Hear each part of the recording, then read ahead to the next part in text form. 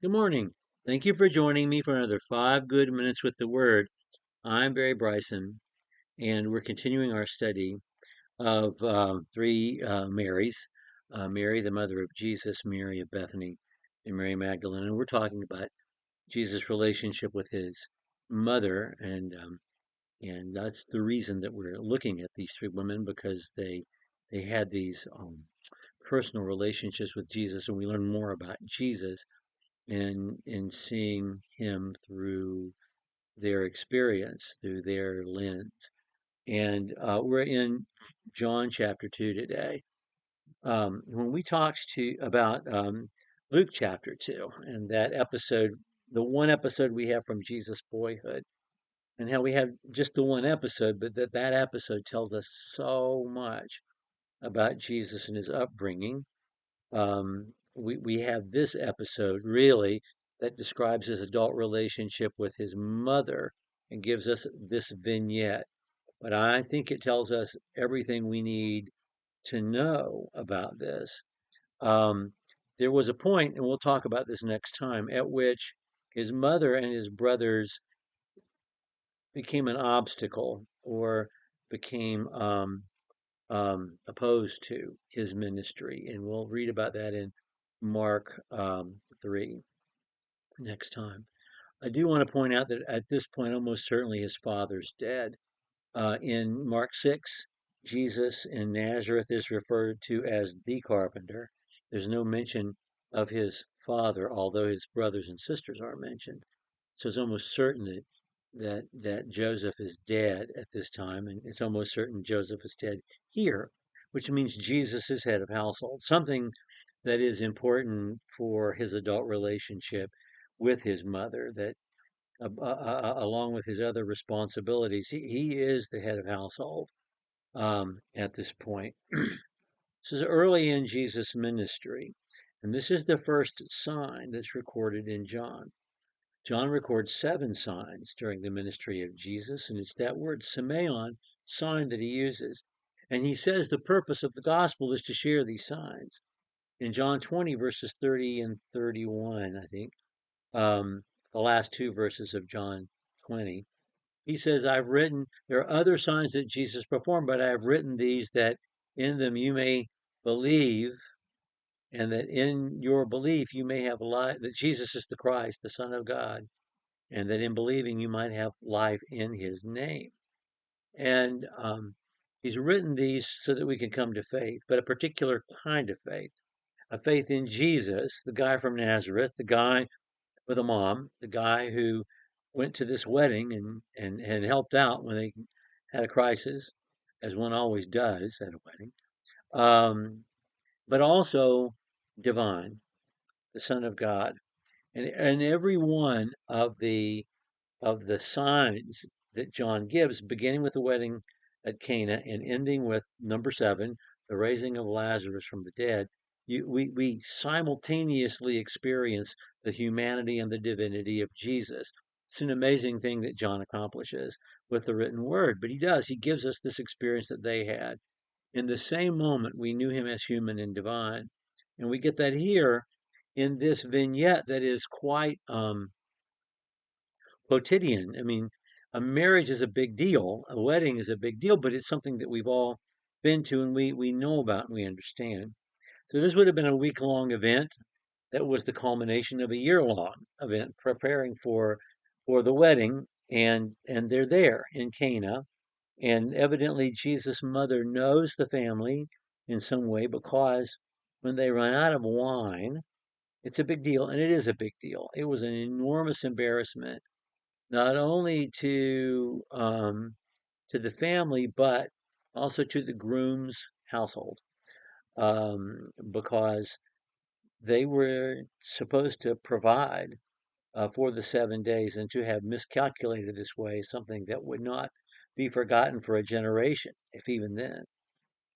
So this is the event. On the third day, there was a wedding in Cana of Galilee, and Jesus' mother was there. And Jesus also was invited and his disciples to the wedding. And when the wine ran out, the mother of Jesus said to him, "They have no wine." It just cracks me up. Is there is there a question in there somewhere? It's just a statement of fact. This happens in John, particularly with women talking to Jesus. They just make a statement, and we're supposed to, we men, Jesus, supposed to figure out what they want from the statement. Um, and we'll see another one later on in the study. One of these events in John's Gospel. They have no wine. Jesus knows exactly what she wants. She wants him to do something about it. Jesus said to her, "Woman," that's not disrespectful, by the way. What what what is that to me and to you? That's literally what he says.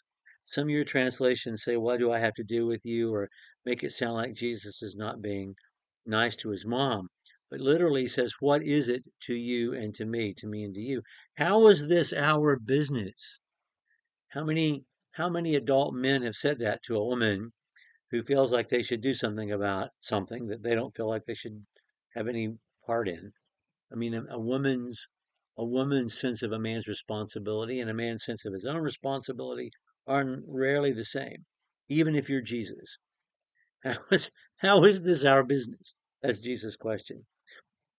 His mother's reply is to talk to the hand.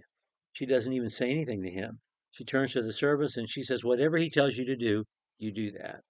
The question is, does she expect him to do a miracle? I don't know. I don't know if that's what she expects at all. I do know this. She expects Jesus to fix it. It's not, he says, "My hour is not yet come."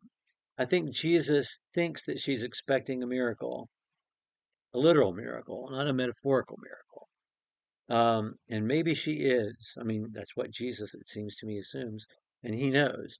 So, his powers are not, they don't exist for these kinds of emergencies. And yet he's put in this position. And so he does. He is obedient to his mother and he does what she says. And we know the miracle. There were 6 stone water pots set there for the Jewish custom of purification, each containing about 20 or 30 gallons. Jesus said, "Fill the water pots with water." They filled them to the brim. He said, "Draw some out and take to the wedding coordinator." They took it to him.